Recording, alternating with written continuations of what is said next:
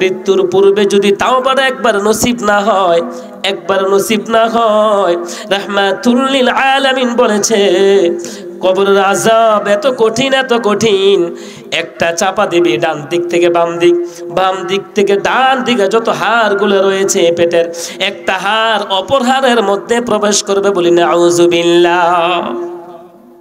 দুনিয়ার মধ্যে একটু ব্যথা পাইলে মনে হয় যে এই ব্যথা পৃথিবীর আর কেউ পায় না আমাকে ছাড়া। কত আফসোস, কত সমস্যা, কত কঠিন, কত ডাক্তার কবিরাজ, কত উদ্যোগ বোঝা আমরা দেখাই ওঝা, কিন্তু আমার আল্লাহ বলে বান্দারে তোমাকে কিয়ামতের ময়দানের পূর্বে যখন তোমার মৃত্যু হয়েছে, মৃত্যু হয়ে যাবে, কবর জগতে যাওয়ার পরে তিনটা প্রশ্ন করবে। কয়টা বলি? আবার বলি কয়টা? মার রব্বুকা ওয়া মান নাবিয়্যুকা ওয়া মান দীনুকা। এক যুবক বলে হুজুর আমি এটা মুখস্থ করে ফেলেছি, আমি তো উত্তর দিব না, জবান দিয়ে আসবে না। যখন বান্দা আমলগার হবে, নেক আমল বলা হবে রে বান্দা, তখন কবর জগতে যাওয়ার পরেই যখন প্রশ্ন করা হবে মার রব্বুকা, বলবে রব্বি আল্লাহ, বলি আল্লাহু আকবার। ওয়ামান নাবিয়্যুকা, তোমার নবীকে মুহাম্মদুর রাসূলুল্লাহ সাল্লাল্লাহু আলাইহি ওয়াসাল্লাম আমার নবী। ওয়ামান দীনুকা, আমার দিন হচ্ছে ইসলাম। আর বদ আমল ওয়ালাকে যখন প্রশ্ন করা হবে তোমার নবীকে, তোমার দিন কি, তোমার রবকে, তোমার প্রভুকে, তোমার খালেককে, তোমার সৃষ্টি কর্তাকে, সে বলবে লা আদরি, লা আদরি, আমি তো কিছুই জানি না, কিছুই জানি না, আমাকে তোমরা ক্ষমা করে দাও, আমি তো কিছুই জানি না। আযাব শুরু হয়ে যাবে। অথচ দুনিয়ার মধ্যে ওই কুটিওয়ালার, ওই ধনপতিওয়ালার, ওই ধনাট্যওয়ালার সম্পদগুলা বন্টন হওয়া কারাকারি নিয়ে শুরু হয়েছে, আর ওই সম্পদশালীওয়ালা কবরের মধ্যে শুরুতেই আযাবের মধ্যে গ্রেফতার হয়ে গিয়েছে। এই জন্য সম্মানিত মুসল্লিনে কেরাম, সম্মানিত হাজিরিন, পৃথিবী যেমন হোক না কেন, পাড়া প্রতিবেশী যেমন হোক না কেন, বন্ধু বান্ধব যেমন হোক না কেন, আমার আমল প্রথমে আমার ঠিক রাখতে হবে, ঠিক কিনা? ভালো পরামর্শ দিতে হবে, ভালো পথ দেখাতে হবে। চক্রান্ত করা যাবে, ষড়যন্ত্র করা যাবে, কোরআনের বিরুদ্ধে কথা বলা যাবে, হাদিসের বিরুদ্ধে কথা বলা যাবে না, মাদ্রাসার বিরুদ্ধে কথা বলা যাবে না, মসজিদের বিরুদ্ধে কথা বলা যাবে না, সামাজিক উন্নয়নমূলক কাজের বিরুদ্ধে কখনো কথা বলা যাবে।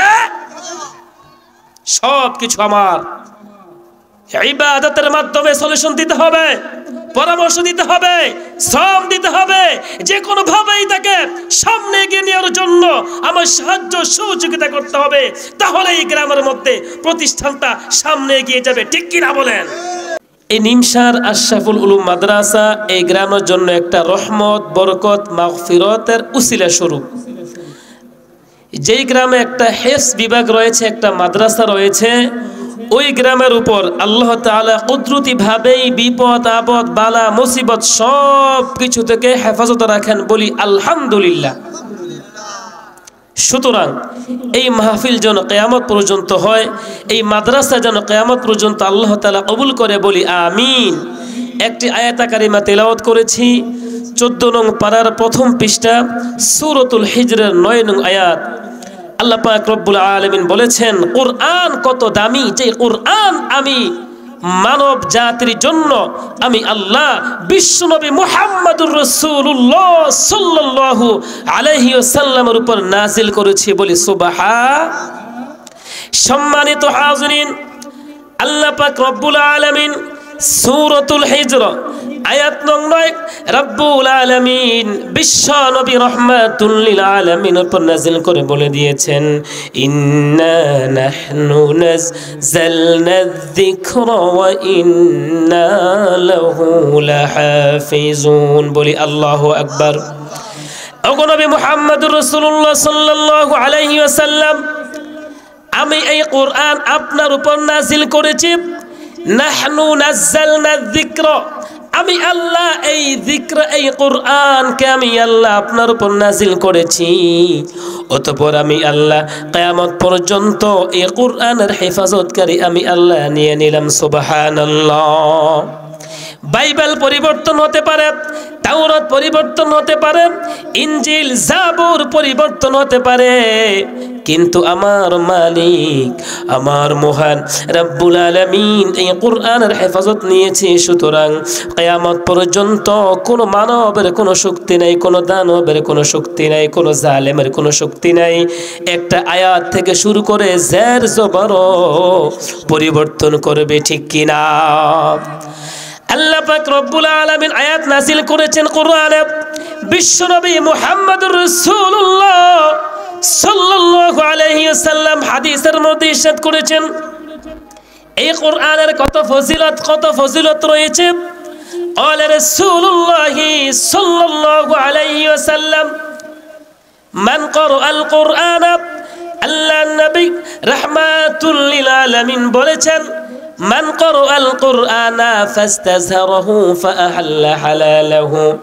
আল্লাহর কোন বান্দা, বিশ্বনবীর কোন উম্মত যদি এই কোরআনকে তিলাওয়াত করে, কি করে বলি, আরো জোরে বলি, কোরআনকে তিলাওয়াত করে এবং এটা মুখস্থ করে, ওই কোরআন অনুযায়ী আমল করে, কোরআন অনুযায়ী হালালকে হালাল হিসাবে মান্য করে, হারামকে হারাম হিসাবে ছেড়ে দেয়, রাহমাতুল লিল আলামিন বলেছেন যে ব্যক্তি এই আমলগুলো করবে, আল্লাহ পাক রব্বুল আলামিন জান্নাতে ফাআদখালাহুল্লাহুল জান্নাহ, আমার আল্লাহ তাকে জান্নাতের মধ্যে প্রবেশ করাবেন। সুবহানাল্লাহ। আল্লাহর হাবিব হাদিসের শেষ অংশে বলেছেন, ওয়াশাফাআহু ফি আশারাতিন মিন আহলি বাইতি, বলি আল্লাহু আকবার। রাহমাতুল লিল আলামিন বলেছে, যে কোরআন মুখস্থ করবে তার আমি আল্লাহ এত ক্ষমতা দিব। আমার আল্লাহ রাহমাতুল লিল আলামিন বলেছেন যে আল্লাহ পাক ওই বান্দাকে তার পরিবার বর্গ থেকে 10 জন হাফেজে কোরআনকে পাওয়ার দিবে, তার পরিবার বর্গ থেকে 10 জন লোককে জান্নাতে নেওয়ার ক্ষমতা আমার আল্লাহ দিবে, বলি সুবহানাল্লাহ। এইটা শুধু হাফেজে কোরআনের পাওয়ার।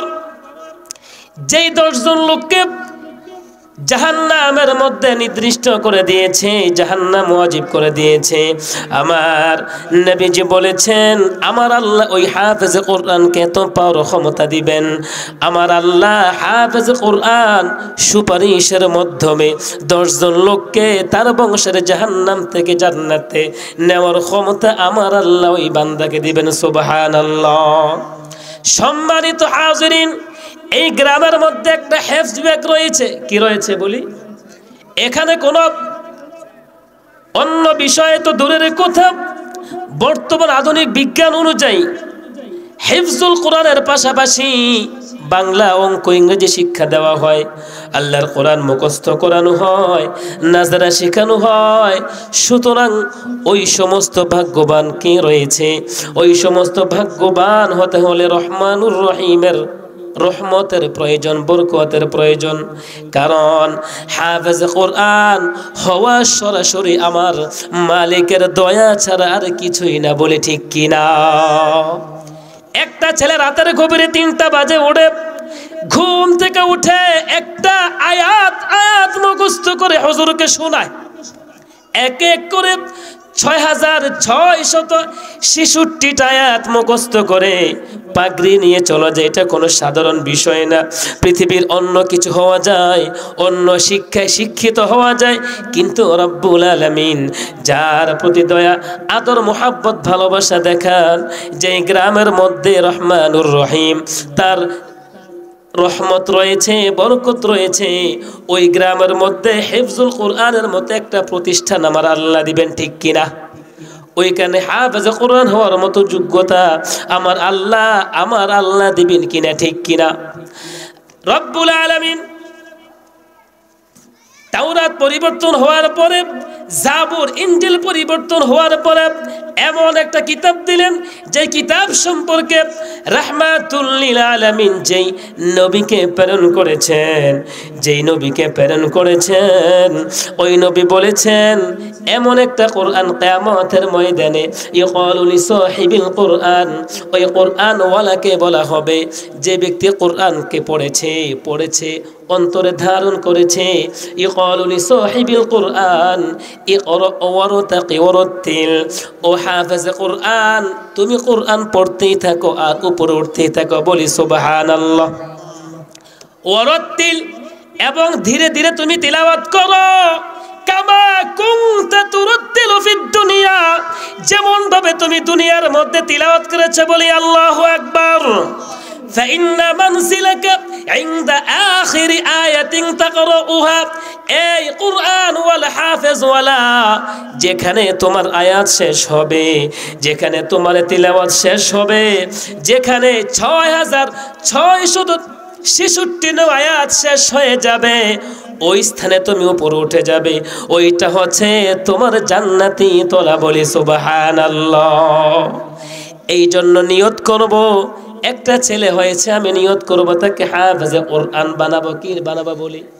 বলে হুজুর মুরব্বি হয়েছে, দাড়িগুলো পেকে গিয়েছে, হুজুর আমি তো তিলাওয়াত করতে পারি না। না, আমার নবীজি বলেছেন খায়রুকুম মান তাআল্লামাল কুরআন ওয়া আল্লামা, দুনিয়ার মধ্যে সর্ব উত্তম তো ওই ব্যক্তি যে কোরআন শিক্ষা করে। কি করে বলি? নিজে কোরআন শিক্ষা করে এবং অপরকে কোরআন শিক্ষা দেয়। পৃথিবীর সবচেয়ে উত্তম মানুষ তো ওই ব্যক্তি। কিন্তু আজকে লজ্জা পাই, ইমাম সাহেব নামাজ আদায় করে কোনো খবর নাই। আমার হায়াত 20 বছর 30 বছর 70 80 চলে যায়, যখন মৃত্যু ঘনিয়ে যায় আফসোস ছাড়া কোনো কিছুই করতে পারে না। জিন্দেগি কি রেখে গেলাম? যৌবন থেকে শুরু করে মৃত্যু পর্যন্ত বাড়ি গাড়ি করেছে, অট্টালিকা করে দিয়েছে, এখানে সেখানে বসে গর্ব করে একটা বাড়ি রয়েছে, একটা গাড়ি রয়েছে, কিন্তু আমার নেক আমল কি রয়েছে আমি তো কিছুই জানি না। আমার ছেলে কোরআন পড়তে পারে কিনা, আমার মেয়ে কোরআন পড়তে পারে কিনা, আমি আমার যৌবন থেকে শুরু করে কতগুলো গুনাহ করেছি, কেউ তো জানে না আমি গুনাহ করেছি। আমি, আমার স্ত্রী জানে না, আমার বিবি জানে না, আমার ছেলে জানে না, আমার পাড়া প্রতিবেশী কেউ তো জানে না। কিন্তু না, আফসোস না করে বরং কয়টা বাড়ি করেছি, ছেলে কোথায় থাকে, কয় লক্ষ টাকা পায়, এই সমস্ত বিষয় নিয়ে বিভিন্ন চা হোস্টেলে আশেপাশে গর্ব করে কিনা বলি। এই জন্য কোরআন পড়তে হবে কিনা বলেন? এখনো সুযোগ রয়েছে। 10টা সূরা মুখস্থ করবেন, নামাজের জন্য জিকির করবেন, উঠতে বসতে ছোট্ট যে আমলগুলো রয়েছে, এই আমলগুলো কিয়ামতের ময়দানে আল্লাহর নবী রাহমাতুল লিল আলামিন বলেছে, ছোট্ট যে আমলগুলো রয়েছে, একদিন 10 ওয়াক্ত নামাজ, 10 রাকাত নামাজ, 20 রাকাত নামাজ আদায় না করে বরং প্রতিদিন 2 রাকাত 4 রাকাত করে নফল নামাজ আদায় করবেন। কি করা? 2 থেকে 4 রাকাত, 6 রাকাত, 8 রাকাত রেগুলার। কিয়ামতের ময়দানে ইন্নাল হাসানাতি ইউযহিবিনাস সাইয়্যাত, বান্দা যখন গুনাহ করে ফেলে আল্লাহ পাক রব্বুল আলামিন বলেছে ইন্নাল হাসানাতি ইউযহিবিনাস সাইয়্যাত, একটা নেক আমল যখন বান্দা গুনাহ করে, ওই নেক আমলটাই গুনাহটাকে ধুয়ে ধুয়ে পরিষ্কার করে দূরে সরিয়ে দেয়। বলি সুবহানাল্লাহ। আল্লাহ পাক রব্বুল আলামিন বলেছেন, বান্দারে লা তাকুনাতু মির রাহমাতিল্লাহ, ওরে বান্দা গুনাহ করেছো, আমার রহমত থেকে তুমি নৈরাশ হবে না। তুমি তাওবা করে ইস্তিগফার করো, রাতের গভীরে তুমি কান্নাকাটি করো, ওই মসজিদের কোণায় গিয়ে, মসজিদের বারান্দায় গিয়ে, ঘরের কোণায় বসে ওযু করে ইস্তিগফার করে রহমানুর রহিম মের কাছে তুমি তাওবা করো। আমি আল্লাহ উজিবু দাওয়াতাদ দাঈ ইযা دعاني فليستجيبوا لي وليؤمنوا بي لعلهم يرشدون। আল্লাহু আকবার। ওরে বান্দা, দুনিয়ার পার্লামেন্টে যাও, সেখানে অনুমতির প্রয়োজন, মিনিস্টারের কাছে যাও প্রয়োজন, থানা সেখানে যাও অনুমতির প্রয়োজন, কিন্তু বান্দারে আমি আল্লাহ যাই আল্লাহ ওয়ামা খালাকতুল জিন্না ওয়াল ইনসা ইল্লা লিয়াবুদুন। ওরে বান্দা, যেই বান্দাকে আমি আল্লাহ বানিয়েছিলাম ইবাদতের জন্য, বান্দারে দুনিয়ার সব কানে অনুমতি লাগলো রে বান্দা, আমি রহমানুর রহিমের কাছে তাওবা করার কোনো অনুমতির প্রয়োজন হয় না, কোনো সময়ের কোনো প্রয়োজন হয় না। কোনো মাসের কোনো প্রয়োজন হয় না, কোনো সপ্তাহের কোনো প্রয়োজন হয় না, কোনো দিনের কোনো প্রয়োজন হয় না। ওরে বান্দা, কোনো ঘন্টার কোনো প্রয়োজন হয় না রে বান্দা। আমি আল্লাহর কাছে তাওবা করলে আমি আল্লাহ তাওবাটা এমন ভাবে কবুল করি। আল্লাহর হাবিব রাহমাতুল লিল আলামিন বলেছে, যে ব্যক্তি তাওবা করে, তাওবা এমন একটা বিষয়, তাওবা হচ্ছে বান্দায় গুনাহ করলে তাওবা করবে, তাওবা করার পরে ওই বান্দা যেন পৃথিবীতে নতুন করে আগমন করেছে, বলি সুবহানাল্লাহ। এই জন্য মুরব্বী বাবাজিরা, যুবক ভাইরা, জিন্দেগির শুরু থেকে এই পর্যন্ত যতগুলো নামাজ কাজা হয়েছে, রোজাগুলো ভেঙে গিয়েছে, বদ আমলগুলো করেছে, দূর করতে হবে, দূর করে কোরআন শিখতে হবে। এখানে ছেলে থাকলে দিতে হবে, মেয়েদেরকে হাফেজা বানাতে হবে। মহিলা মাদ্রাসার মধ্যে ছেলেদেরকে যদি আপনি হাফেজ না বানান কোনো সমস্যা হবে না, কিন্তু তাকে কোরআন শিক্ষা আপনি অভিভাবক হিসাবে দিতেই হবে, ঠিক কিনা? কিয়ামতের ময়দানে সন্তান বলবে, ওগো মালিক, আমার কোনো অন্যায় নাই, কারণ আমার বাবা আমাকে ইসলামী শিক্ষা দেয় নাই, হালালকে হালাল হিসেবে মানবো সেই শিক্ষাটা দেয় নাই, কারণ আমি জন্মগ্রহণ করার পরেই আমি কোনো ভালো জিনিস পাই নাই, আমি আমলগুলো শিখতে পারি নাই, তাই আমলগুলো করি নাই, ইবাদত শিখতে পারি নাই, আমি ইবাদত করি নাই। ওগো মালিক, আমাকে ক্ষমা করে দাও, আমার পরিবর্তে আমার মা বাবাকে জাহান্নামের মধ্যে নিয়ে যাও। সেদিন কোনো বাঁচার উপায় আছে বলি?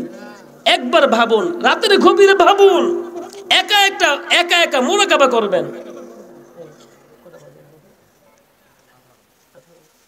একা একা মুরাকাবা করবেন যে আমি কি করলাম জিন্দেগির মধ্যে। মাহফিল হবে, পৃথিবী থাকবে কিয়ামত পর্যন্ত, ঘর থাকবে, বাড়ি থাকবে, যে অট্টালিকা আমি করেছি, যে অট্টালিকা করতে গিয়ে আমার আল্লাহর সাথে নাফরমানি হয়েছে, যে অট্টালিকা করতে গিয়ে আমার বিশ্ব নবীর সাথে আমার নাফরমানি হয়েছে, যে চাকরি করতে গিয়ে দাড়িগুলো আমার কামাতে হয়েছে, যে চাকরি করতে গিয়ে দাড়িগুলা কামাতে হয়েছে, একবার ভাবুন, মৃত্যুর পূর্বে যদি তাওবাটা একবার নসিব না হয়, একবার নসিব না হয়, রাহমাতুল লিল আলামিন বলেছে, কবরের আযাব এত কঠিন, এত কঠিন, একটা চাপা দিবি ডান দিক থেকে বাম দিক, বাম দিক থেকে ডান দিকে যত হাড়গুলো রয়েছে পেটের, একটা হাড় অপর হাড়ের মধ্যে প্রবেশ করবে, বলি না আউযুবিল্লাহ। দুনিয়ার মধ্যে একটু ব্যথা পাইলে মনে হয় যে এই ব্যথা পৃথিবীর আর কেউ পায় না আমাকে ছাড়া। কত আফসোস, কত সমস্যা, কত কঠিন, কত ডাক্তার কবিরাজ, কত বোঝা আমরা দেখাই ওঝা, কিন্তু আমার আল্লাহ বলে, বান্দারে, তোমাকে কিয়ামতের ময়দানের পূর্বে যখন তোমার মৃত্যু হয়েছে, মৃত্যু হয়ে যাবে, কবর জগতে যাওয়ার পরে তিনটা প্রশ্ন করবে। কয়টা বলি? আবার বলি কয়টা? মার রব্বুকা ওমান নাবিয়ুকা ওমান দীনুকা। এক যুবক বলে, হুজুর আমি এটা মুখস্থ করে ফেলেছি, আমি তো উত্তর দিব না, জবান দিয়ে আসবে না। যখন বান্দা আমলগার হবে, নেক আমল বলা হবে রে বান্দা, তখন কবর জগতে যাওয়ার পরেই যখন প্রশ্ন করা হবে, মার রব্বুকা, বলবে রব্বি আল্লাহ, বলি আল্লাহু আকবার। ওয়ামান নাবিয়ুকা, তোমার নবীকে মুহাম্মাদুর রাসূলুল্লাহ সাল্লাল্লাহু আলাইহি ওয়াসাল্লাম আমার নবী। ওয়ামান দীনুকা, আমার দিন হচ্ছে ইসলাম। আর বদ আমল ওয়ালাকে যখন প্রশ্ন করা হবে, তোমার নবীকে, তোমার দিন কি, তোমার রবকে, তোমার প্রভুকে, তোমার খালেককে, তোমার সৃষ্টি করতেকে, সে বলবে লা আদরি, লা আদরি, আমি তো কিছুই জানি না, কিছুই জানি না, আমাকে তোমরা ক্ষমা করে দাও, আমি তো কিছুই জানি না। আযাব শুরু হয়ে যাবে। অথচ দুনিয়ার মধ্যে ওই কুটিওয়ালার, ওই ধনপতিওয়ালার, ওই ধনাট্যওয়ালার সম্পদগুলা বন্টন হওয়া কারাকারি নিয়ে শুরু হয়েছে, আর ওই সম্পদশালীওয়ালা কবরের মধ্যে শুরুতেই আযাবের মধ্যে গ্রেফতার হয়ে গিয়েছে।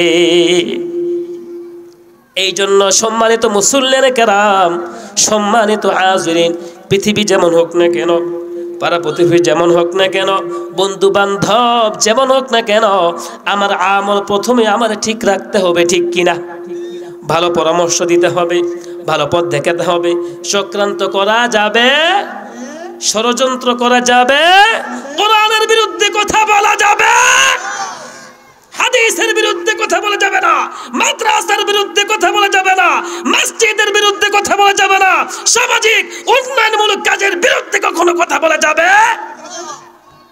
সবকিছু আমার ইবাদতের মাধ্যমে সলিউশন দিতে হবে, পরামর্শ দিতে হবে, শ্রম দিতে হবে, যে কোনো ভাবেই তাকে সামনে এগিয়ে নেওয়ার জন্য আমার সাহায্য সহযোগিতা করতে হবে। তাহলে এই গ্রামের মধ্যে প্রতিষ্ঠানটা সামনে এগিয়ে যাবে। ঠিক কিনা বলেন?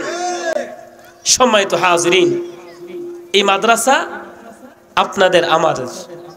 এই মাদ্রাসা এগিয়ে নিয়ে যাওয়ার দায়িত্ব আমাদের, নাইতো এই মাদ্রাসা বদদুয়া দিবে, অভিশাপ দিবে।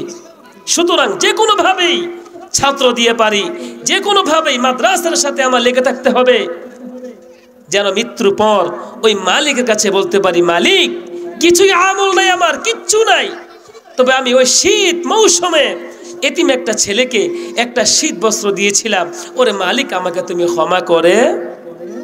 আমার আল্লাহ বলে, বান্দারে তোর আমলে জান্নাতে নিবে না, আমার রহমত ছাড়া, কোন উসিলার মাধ্যম ছাড়া তোর আমল তোকে জান্নাতে নিতে পারবে। এখন যদি আমল না করে খেলে উসিলা খুঁজি, সেটাও হবে না। আমলের প্রয়োজন, উসিলার প্রয়োজন ওই মালিকের রহমতের। এই জন্য মৃত্যু পর্যন্ত হক্কানি আলেম উলামাদের পাশে কে কে থাকবেন আমরা হাত তুলি। আল্লাহ তুমি কবুল করে বলি আমিন। আল্লাহ যারা শ্রম দিয়েছে, যারা যে কোনো ভাবে মাদ্রাসার জন্য সাহায্য সহযোগিতা করেছে, ও মালিক তুমি প্রত্যেকটা ব্যক্তিকে দুনিয়া আখিরাতে উত্তম প্রতিদান দান করো বলি আমিন। সম্মানিত হাজিরিন, খুবই সংক্ষিপ্ত সময়ে আলোচনা অগুছালো হয়েছে, শুধু এখানে উঠেছি দোয়া নেওয়ার জন্য, মাদ্রাসার কিছু কথা বলার জন্য, এবং মাদ্রাসাকে কিভাবে উন্নয়ন করা যায়, সামনে উন্নতির মাধ্যমে এগিয়ে নিয়ে যায়, সেই কথা বলার জন্য।